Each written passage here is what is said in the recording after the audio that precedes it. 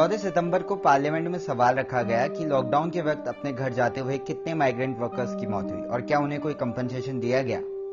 तो इसके जवाब में यूनियन लेबर मिनिस्टर ने जवाब दिया कि उनके पास कोई डेटा नहीं है। ये काफी इनसेंसिटिव जवाब था एक यूनियन मिनिस्टर की ओर से, पर यह इनसेंसिटिविटी इससे पहले भी सरकार द्वारा दिखाई गई जब कोरोना की वजह से देश भर में लॉकडाउन लगाया गया था। ये आपका और मेरा देश है, पर इसके अंदर दो देश बसते हैं। एक है इंडिया, जो कि दिल्ली मुंबई जैसे बड़े बड़े शहरों में बसता है, और दूसरा है भारत, जो छोटे छोटे जिले कस्बों में बसता है। यूं तो दोनों के बीच चंद किलोमीटर की दूरी है, पर बीच में एक खाई है जिसे पार करना बहुत मुश्किल है। तो कोरोना वायरस के इन्फेक्शन को रोकने के लिए जब लॉकडाउन लगाया गया तो बहुत से लोग इंडिया से भारत की ओर जाने लगे और कितने ही लोग इस सफर में मारे गए। ये इंडिया से भारत की ओर जाने वाले लोग कौन थे और ये क्यों भारत की ओर जा रहे थे?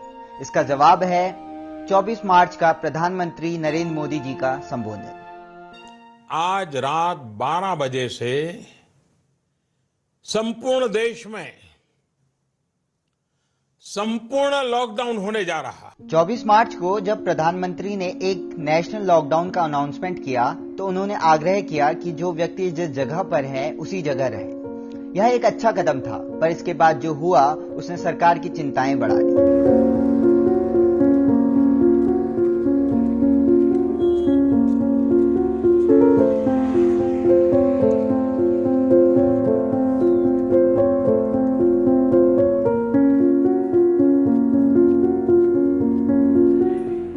2011 की जनगणना के अनुसार भारत में इंटरनल माइग्रेंट्स की कुल आबादी 45.36 करोड़ है, जो कि देश की जनसंख्या का 37% है। देश में इंटरस्टेट माइग्रेंट्स के लिए कोई ऑफिशियल डेटा नहीं है, पर centre for the study of developing societies CSDS और अजीम प्रेमजी यूनिवर्सिटी की एक स्टडी के मुताबिक 2019 में भारत की 29% आबादी बड़े शहरों में दिहाड़ी मजदूरी करती है, यानी वो लोग जो छोटी बड़ी फैक्ट्रीज में काम करते हैं, मजदूरी करते हैं, फेरी लगाते हैं या फिर ठेला चलाते हैं। और लॉजिकली यही वे लोग होंगे जिन्हें अपने घर जाना सबसे जरूरी होगा। लॉकडाउन की वजह से इन सब की नौकरी चली गई थी, ठेला लगा नहीं सकते थे और मजदूरी के लिए घर से निकल नहीं सकते थे। यह वह आबादी है जो दिन में कमाती है और रात को उसी पैसे से खाना खाकर सो जाती है। ऐसे में इनके पास कुछ बचत होना सरप्राइजिंग ही है।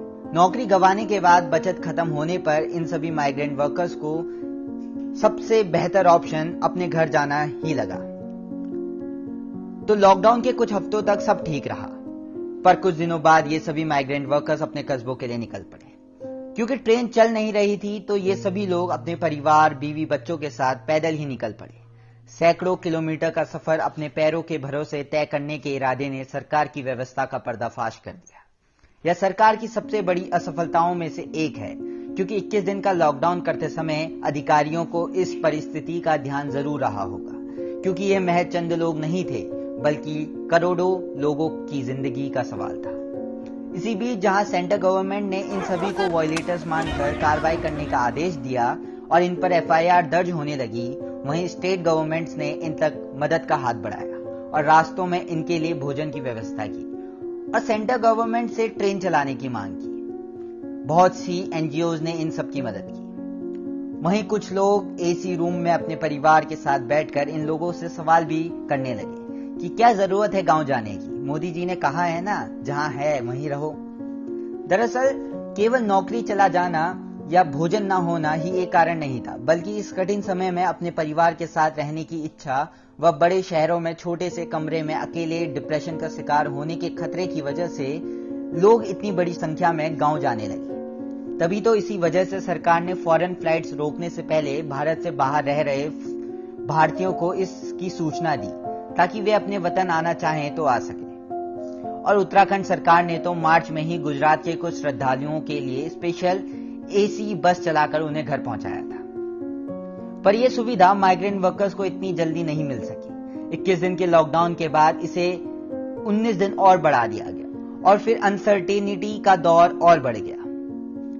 इस सब के बाद जो तस्वीरें हमने देखी, ये शायद ही जीते जी हमारे जहन से मिट सके। इन पिक्चर्स में बच्चे, बूढ़े, महिलाएं, पुरुष सभी भूखे प्यासे, कोई साइकिल में तो कोई पैदल ही इंडिया से भारत की खाई को पार करने की कोशिश कर रहा था।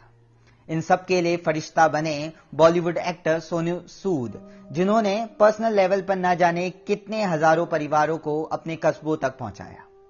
इस चीज ने हमें यह सोचने पर तो मजबूर कर दिया कि जब एक व्यक्ति इतनी मदद कर सकता है तो क्या सरकार के लिए यह इतना मुश्किल काम था, या बस सरकार में विल पावर की कमी थी, या मजदूर सरकार की प्रायोरिटी लिस्ट में एकदम बाहर है। कारण जो भी हो, पर सच्चाई यही है कि इंडिया से भारत जाते हुए बहुत से लोग उस खाई में गिर पड़े और गायब हो गए। तभी तो जब सरकार से पूछा गया कि कितने माइग्रेंट्स वर्कर की मौत हुई तो सरकार ने कह दिया कि उनके पास कोई डेटा नहीं है, क्योंकि सरकार इस खाई के पास तक नहीं जाना चाहती। इस खाई को भरने की बात तो महज एक कल्पना ही लगती है। इसी तरह की और भी वीडियोस देखने के लिए चैनल को सब्सक्राइब जरूर करें और बेल आइकन दबाएं। ये वीडियो पसंद आता है तो इसे लाइक करें और अपने दोस्तों के साथ शेयर करें।